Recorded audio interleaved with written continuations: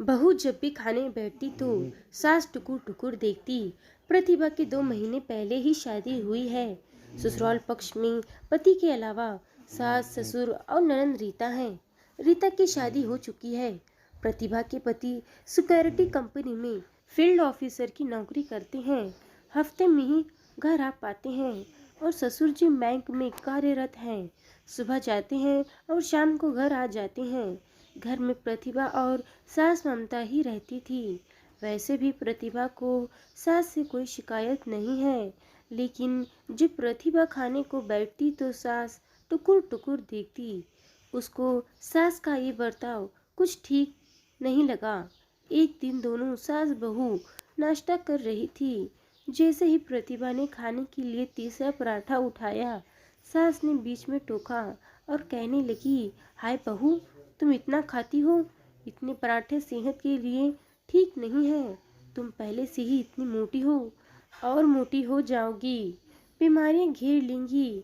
अभी तो तेरी उम्र ही कितनी है बेटा, बुरा मत मानना। प्रतिभा कहने लगी, मम्मी जी मुझे आलू के पराठे बहुत पसंद हैं। जब तक 4-5 खा लूं पेट नहीं भरता। वैसे भी मम्मी घर की बनी चीजें पौष्टिक होती हैं, ऐसा कुछ नहीं है। प्रतिभा ने कई बार कोशिश की कि सास के साथ खाना न खाने की, लेकिन सास को मना करने की हिम्मत ही नहीं कर पाई, क्योंकि अभी उसको आए ज़्यादा वक्त भी नहीं हुआ था। बस हफ्ते में 2 बार ही ढंग से खा पाती, जब पति घर आते। अब तो सास की टोका टोकी हर रोज ही बढ़ रही थी। बेचारी बीच में ही खाना छोड़ देती। प्रतिभा ने सोचा, कोई ना कोई तो हल निकालना ही होगा। ऐसे तो मैं भूख से मर ही जाऊंगी। सास कुछ ज्यादा ही चालू बन रही है। बताओ, ये भी कोई बात है? जितनी भूख होगी उतना ही इंसान खाएगा ही ना।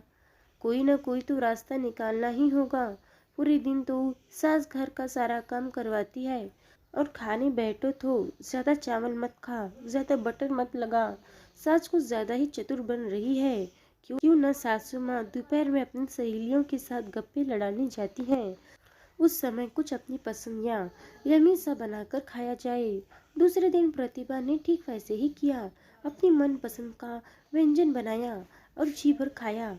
अब तो वो हर रोज ऐसा करने लगी। मन ही मन मुस्कुराई और सोचने लगी, मम्मी तुम डाल डाल मैं पात पात। तो ये खाने का सिलसिला यूं ही चलता रहा। एक दिन रोज की तरह सास के जाते ही बहू ने झट से कुछ अपना मन पसंद बनाया और लगी खाने। परंतु सास थोड़ी देर बाद ही वापस आ गई, क्योंकि वो अपना फोन घर पर ही छोड़ गई थी। सास ने प्रतिभा को पुलाव खाते हुए देख लिया और कहने लगी, वाह बहू, तो अब मेरे पीछे से तुम ये करने लगी। मैं भी सोचूं, लगता है बहू को मेरी बातों का असर है। आजकल कम खा रही है। मैं तो तेरे भले के लिए ही कहती हूँ, और तुम लगी चोरों की तरह मेरे पीछे से खाने। तुमने तो कमाल ही कर दिया, बड़ी चतुरी निकली तुम तो। सास जोर से चीखी। आज प्रतिभा की हिम्मत जवाब दे चुकी थी। उसने कहा, बस करो मम्मी जी, अब एक लफ्ज और नहीं। अच्छा हुआ आज आपने देख ही लिया।